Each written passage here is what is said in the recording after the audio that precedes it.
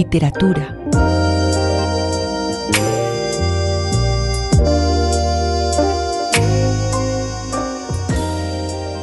Hoy en la HJCK tenemos un reencuentro muy especial. Estoy con Andrea Mejía, una amiga de la casa a quien entrevistamos hace un par de años y quien está lanzando su nueva novela, La sed se va con el río. Andrea, bienvenida de nuevo a la HJCK. Gracias, qué felicidad volver a conversar contigo y volver a verte. Muchas gracias. Yo estoy acá súper contenta porque, como les decía, es un reencuentro muy lindo y esta novela de Andrea a mí, pues personalmente me ha fascinado, es muy hermosa, está escrita de una manera muy hermosa y me gustaría comenzar, Andrea, preguntándote, pues, ¿cómo llegaste a esta historia? ¿Cómo fue el proceso de comenzar a escribir esta novela? Bueno, yo creo que la novela, lo más importante se hace solo, llega de alguna manera misteriosa. En este caso fue una imagen que tenía con cierta precisión de lugar, sabía que era un río que tenía que estar corriendo por unas montañas escarpadas porque había unos cañones. Y había dos hombres que estaban persiguiendo a un tercer hombre. Entonces, eso fue como todo lo que llegó de manera misteriosa, inmediata, sin yo buscarlo. Pero yo sabía que ahí estaba el siguiente libro que me estaba esperando ya en alguna parte hecho. Y fui a buscar ese río o ese lugar en un río que realmente existe, que es un río, como he dicho ya, en varios lugares, un río en las montañas de Antioquia, las montañas del suroriente antioqueño, las montañas muy escarpadas, verticales, hermosísimas, entre Carmen de Viboral, que es un pueblo que mucha gente ha visitado, ha comprado ahí losas, vajilla, y Cocorná.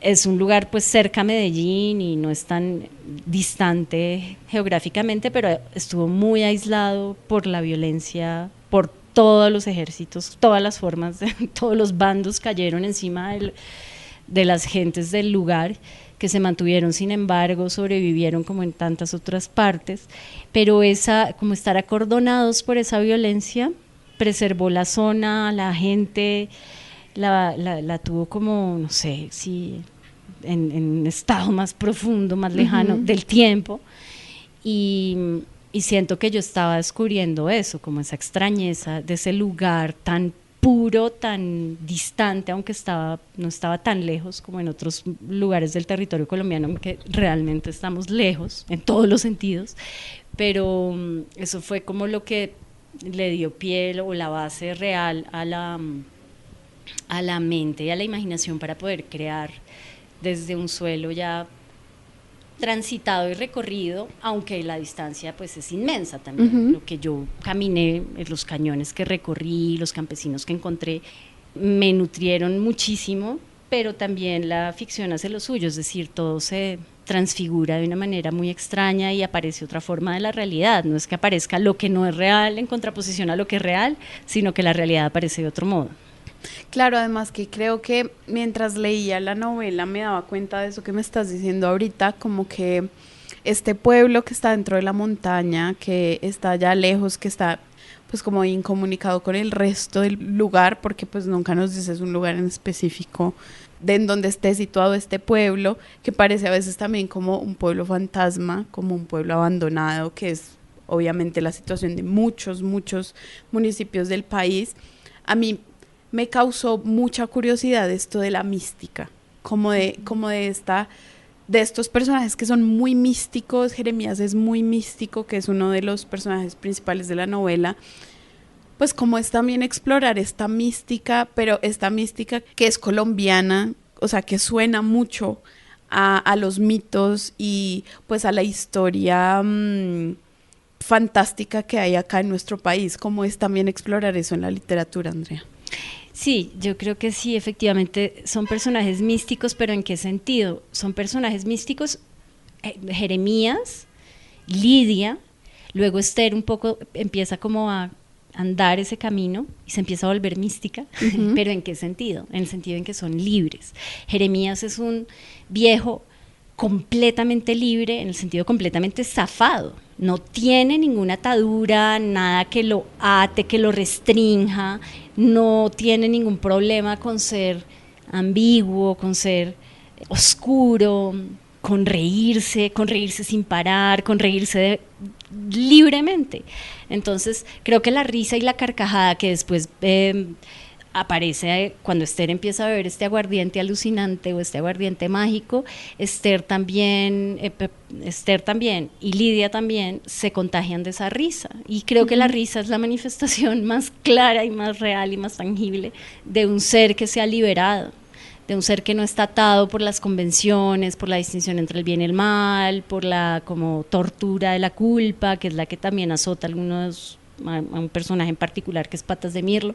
Entonces son personajes místicos en ese sentido de que se han liberado, son liberados, los ha liberado el lugar en el que están, los ha liberado esa bebida visionaria, los ha liberado también ser como son, claro, no, me parece que para un habitante de nuestro mundo y un habitante de una ciudad es más difícil liberarse, hay más ataduras materiales inmediatas que nos restringen, pero estas gentes también se liberan por la naturaleza y por el territorio en el que viven.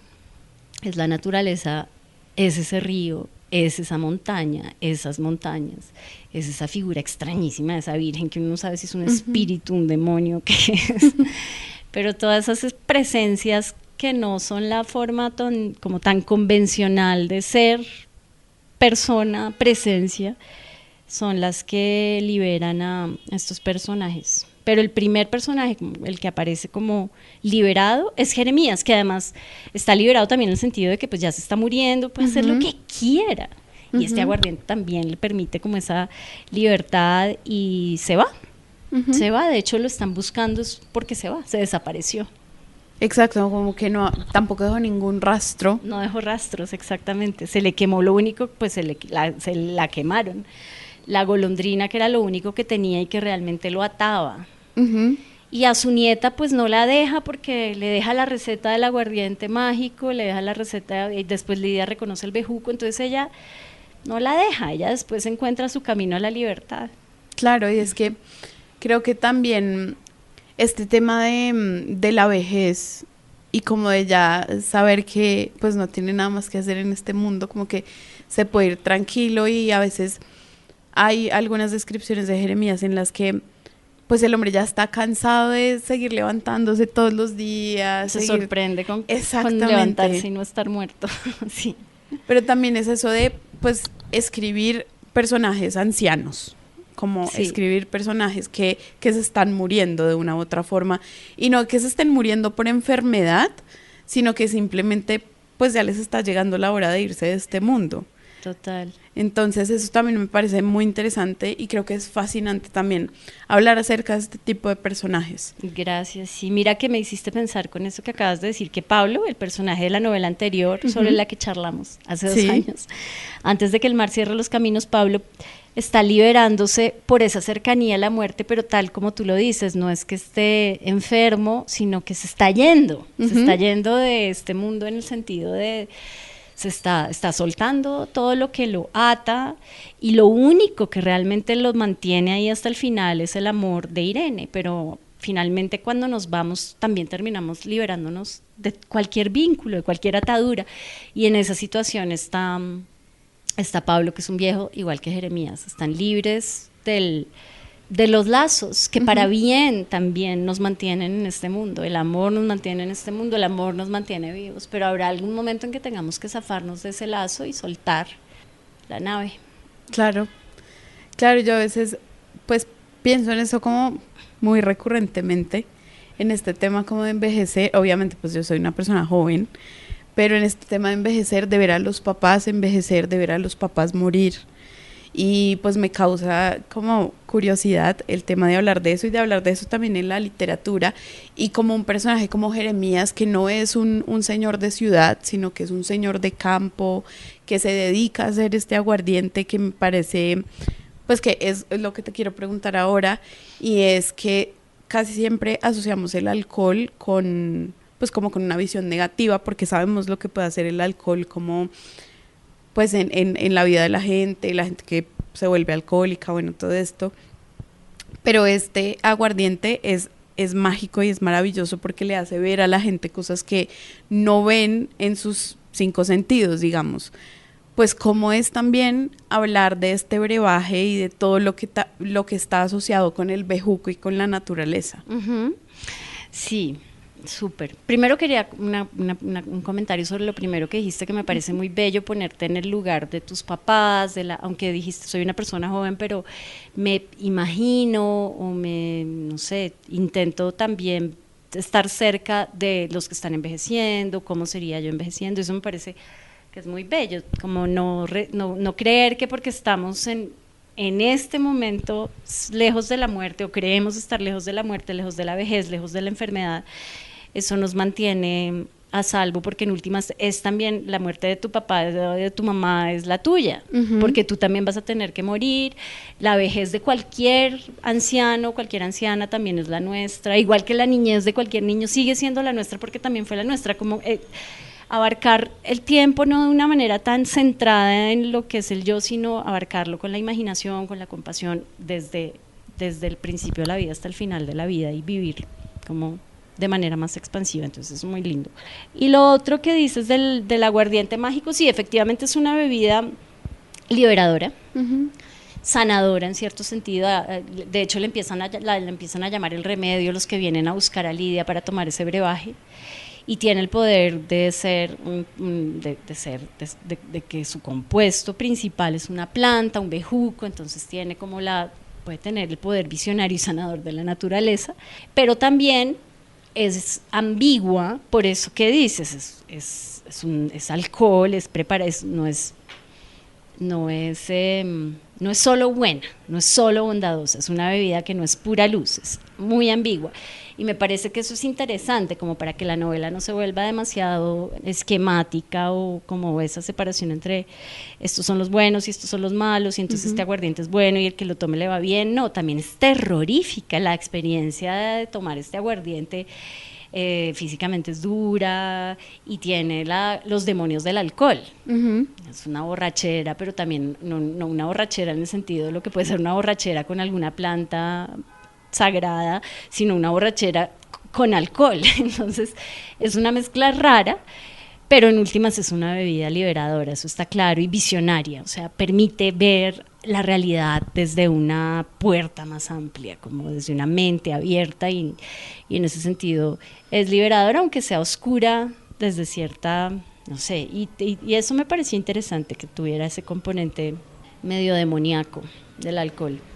Claro, porque creo que cuando uno prueba el alcohol, o bueno, el alcohol no, pues cualquier otro tipo de cosa que lo haga a uno no estar en sus 5 sentidos, hay miedo igual, como que a uno le da miedo no sentirse dueño de lo que está pasando y de lo que está viendo, y creo que eso también les pasa a los personajes cuando empiezan a ver cosas, o cuando les pasan estas alucinaciones que no están están en la realidad, pero al mismo tiempo están viendo otras cosas que les altera la realidad. Claro, y esa puede ser la diferencia entre una experiencia terrorífica y una experiencia muy liberadora. Es que si tú decides no soltar el control, vas a simplemente a estar con mucho pánico y mucho miedo. Y si decides que tú no eres la que mandas y te entregas, pues puedes disfrutarlo muchísimo y puedes gozar y aprender y conocer. Entonces, pero sí es una experiencia terrorífica, y yo estaba hacía un poco, no justo ahí cuando estaba escribiendo, pero acababa de leer Malcolm Lowry, Bajo el volcán. Impresionante. Y lo que bebe este hombre es mezcal, y el mezcal, lo bebe en unas cantidades también. Está en el infierno, a pesar de que el mezcal también está hecho de un agave que tiene poder alucinógeno, pero realmente no hay manera ahí de transformar eso en una experiencia liberadora, o de una manera muy extraña, porque lo que está sufriendo ese personaje es infernal. Entonces, bueno, eso para contrastar, pero también para decir que ahí está también presente ese infierno. Sí, como que pues igual en algún momento se siente miedo, ¿no? Como de no poder estar en control. Otra de las cosas que me gustó mucho de esta novela, Andrea, es este tema de la naturaleza, del río, de la montaña, como personaje de la novela también. Como que en partes cuentas y narras como esa historia del río, lo que antes sucedía con el oro que había en el río, con los indígenas que habitaban esa tierra, pues como es también usar la naturaleza como un personaje dentro de la literatura, que sé que pues también lo has hecho varias veces, como es también escribir el río, la montaña, el páramo, los animales, las vacas, ¿cómo es eso? Sí, es muy, muy, muy placentero, es un gozo absoluto porque es como estar volviendo a caminar y volviéndome a nutrir de esa fuerza infinita y limitada de la naturaleza, que no es una fuerza, no es la fuerza que te da un alimento específico, un libro, que termina por agotarse. La fuerza de la naturaleza o el alimento que es la naturaleza para el cuerpo, para la vida, para el espíritu es infinito, no tiene fin, te acabas tú antes que ella o te entregas a ella. Entonces siento que al escribir, al dejar que la naturaleza escriba o al escuchar, digamos, ese río y esos árboles que se inclinan y esa tierra por la que caminan los hombres y después Esther, siento que estoy recibiendo de nuevo ese alimento, como si estuviera otra vez rodeada de esa naturaleza profusa y exuberante. Entonces la escritura me permite volver a alimentarme, volver a fortalecerme, volver a, sí, conectarme. Yo creo que ahorita que obviamente hemos hablado todo este año de la vorágine, por los 100 años de la vorágine, lo primero que me vino a la mente cuando empecé a leer la novela era eso, como la naturaleza de nuevo, como esa vorágine que se está comiendo todo, pero que también provee todo, que da todo para que Jeremías haga el aguardiente, que da todo para que estos hombres lo busquen pues desesperadamente, para que Esther también vaya pues a lo profundo del río y del monte. Y pensaba en eso, ¿no? Como en la naturaleza, como este elemento que está todo el tiempo ahí, así estemos en la ciudad. Como que sabemos que la selva existe, que el río existe, que están ahí como fuente de vida por absolutamente todo. Y pensaba en eso como en eso de escribir la naturaleza, ¿no? Como que en la Feria del Libro este año que escribir la naturaleza, que leer la naturaleza. Entonces pues la conversación ha estado, pero lo que ha hecho Andrea en esta novela me parece pues muy interesante porque, o sea, has narrado la naturaleza y has escrito sobre el río, pero pues también sobre el ser humano y como sobre esta soltura y estas ganas de liberarse del ser humano que pues también pueden estar en la naturaleza, como lo decías anteriormente, como que en la naturaleza encontramos también pues este sentimiento liberador de no estar atados a nada.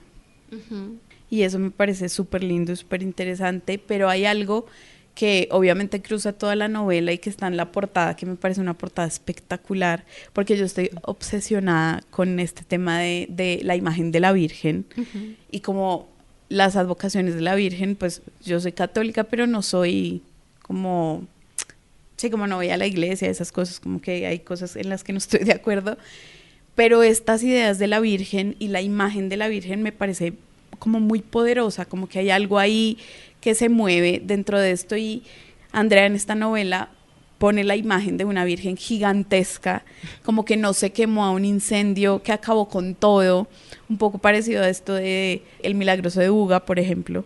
Pues como es también poner esta imagen pues de una mujer santa dentro de la imagen pues de la creencia católica, pues como una deidad también a la que le llevan ofrendas, a la que le ponen flores, a la que le piden por sus cultivos y por sus animales. Ay, qué belleza eso que dices. No, me alegra tanto el corazón, porque eso de la Virgen ha sido increíble. Te voy a contar una cosa preciosa que me pasó anteayer, y es que una de las libreras me dijo que había llegado a la casa con uno de los separadores que hicieron, que también tenía la Virgen, era como la portada pero en chiquito.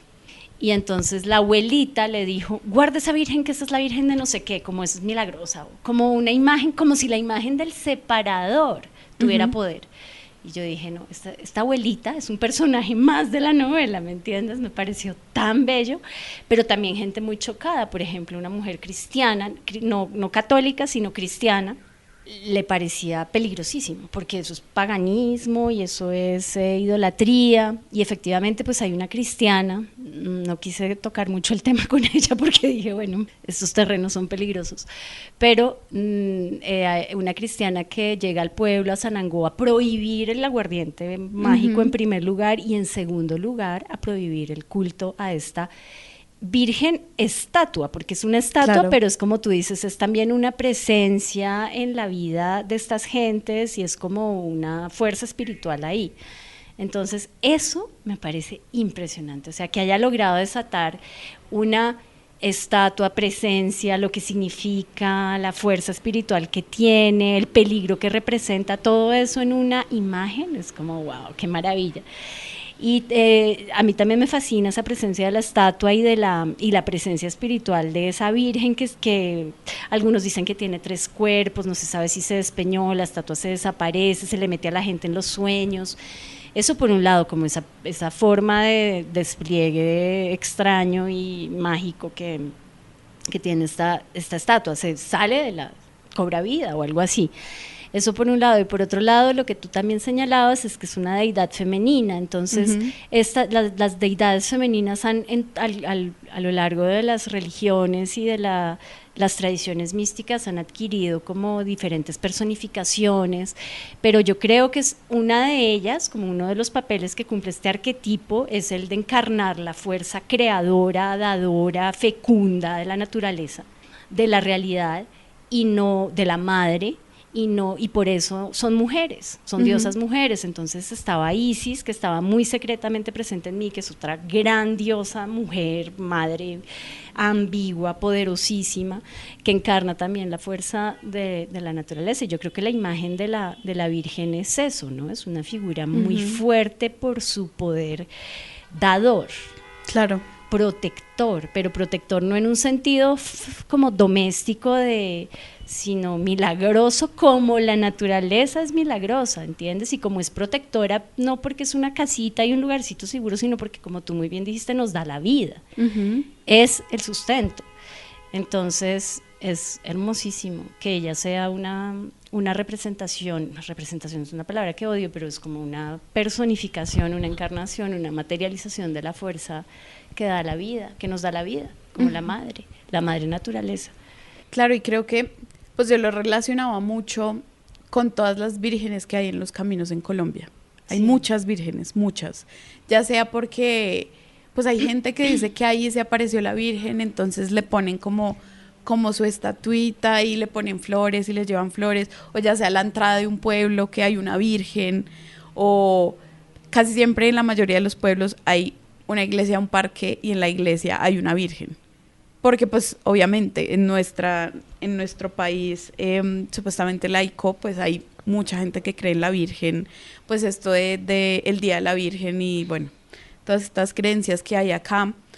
Pero a mí me parece impresionante, o sea, el poder que tiene la fe con estas imágenes que, pues, por ejemplo, los cristianos no están, como, no creen en eso, pero la gente, sí, como que creen que la milagrosa es milagrosa, como que la fe también está muy presente en la novela porque los personajes creen que esa virgen, tanto ella como la naturaleza, pues les van a proveer cosas, les van a proteger sus casas, como que hay una parte en donde cuentas este primer incendio y el primer fuego que ve Jeremías cuando es niño y que simplemente a la estatua de la Virgen solo se le negraron los pies.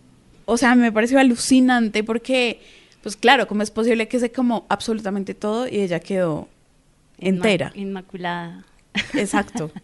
Y eso a mí me parece fantástico porque pues es también hablar de que hay un objeto que pues sí, es un objeto, o sea, es de piedra, de madera, de lo que sea, pero que representa la fe y representa como la inmortalidad también.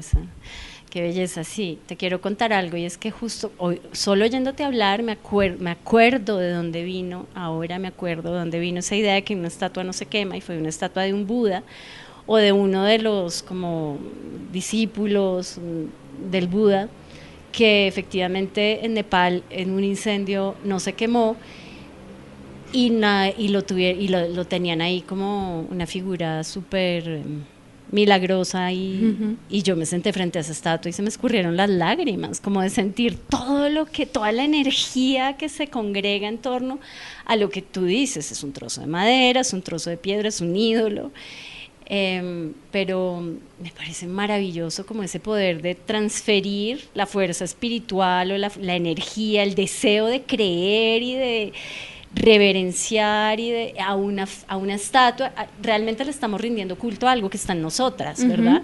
Cuando nos inclinamos ante una estatua de la Virgen o de un Buda, no estamos adorando esa estatua, sino que estamos adorando algo, esa fuerza devocional en nosotras mismas. Creo eso. Pero la prohibición del ídolo también es una cosa que es muy...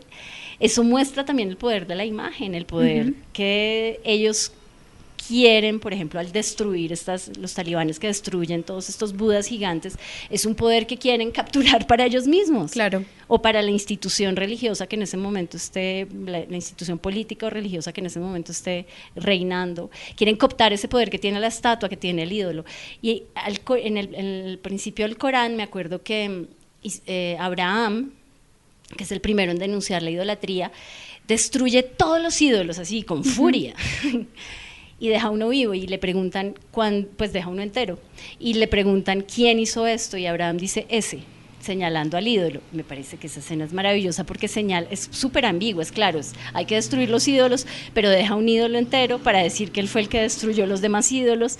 Entonces es como si Abraham quisiera burlarse de la idolatría, pero además está señalando la fuerza que tiene la figura. Eso me parece hermoso. Me parece que la lectura más bella que se le dio a esta Virgen fue la de la abuelita de la librera, que dijo, guarda esa Virgen, mamita, que esa es la Virgen de no sé qué, ¿sabes? Como, qué hermosura. Qué hermosura. Yo vivo cerca de Choachí, y en Choachí se celebra la fiesta del Carmen, de la Virgen del Carmen. Esto es una belleza, las carrozas y los pitos, la gente pitándole a la Virgen. Sí. El cura presta la estatua de la Virgen o la Virgen misma, yo ya no hago la distinción, para ponerla en una finca, después en otra, y cuando tienen a la Virgen, la tierra está protegida por esa presencia. Es demasiado bonito. Sí, además que pues, no sé, yo creo que obviamente es una frase cliché, pero pues eso que dicen que la fe mueve montañas, pues mueve montañas. Mueve montañas. O sea, si la gente cree en algo en específico y hay mucha gente que cree en eso, pues seguramente funciona de alguna u otra forma. Sí, ¿qué adoramos? Las montañas mismas, que son las que mueven la fe. Mejor dicho, las que son movidas por la fe, son deidades también para las culturas indígenas. Los apus son las diosas. Hay unas montañas masculinas, unas montañas femeninas, pero en todo caso son dioses. Es la manera de hacer visible algo que es invisible y de poder inclinarte ante eso que realmente está dentro, porque si le estás dando una fuerza divina, esa fuerza divina pues viene de quien lo está adorando. Pero lo que quiero decir es que es necesario, al parecer, visibilizar eso que amamos, eso ante lo que nos inclinamos, eso que nos mantiene también en la vida, o que obedecemos, o que reverenciamos. La vida misma tiene hay lugares en los que podemos rendirle culto a la vida, y otros en los que es muy difícil. En la selva, en los ríos, eso se puede hacer, y por eso estos animales son también formas de la divinidad, ¿no? Claro. Los jaguares, las serpientes. Sí, o sea, son seres mágicos, como que están ahí haciendo su función en el mundo, pero pues funcionan de manera espectacular. O sea, cómo es posible, pues como la presencia de ese tipo de espíritus acá, y eso me parece hermosísimo. Y pues obvio me encantaría seguir hablando mucho más rato acerca de esto, porque pues estoy fascinada con esta novela, me ha gustado muchísimo. Qué alegría. Y pues para los que no saben, la novela de Andrea ya está en todas las librerías. Vayan, cómprenla, consíganla, léanla, porque es maravillosa. Es una historia muy, muy, muy interesante, muy mística. Como que hacía mucho tiempo un libro, pues en este trabajo de leer todo el tiempo y hablar con escritores, hacía mucho tiempo un libro como que no me llamaba mucho la atención, pero me ha gustado mucho. Andrea, te felicito, muchas gracias también. Gracias a ti. Por este espacio, por charlar de nuevo después de 2 años, 2 largos años. Y pues nada, te agradezco mucho y te felicito y que sigamos hablando pues de la divinidad y de la naturaleza. Ay, gracias, qué alegría, gracias con todo mi corazón, qué felicidad que te haya movido tanto la novela. Esta es hjck.com. Pueden seguirnos en todas las redes sociales como @lahjck. HJCK, el arte de escuchar.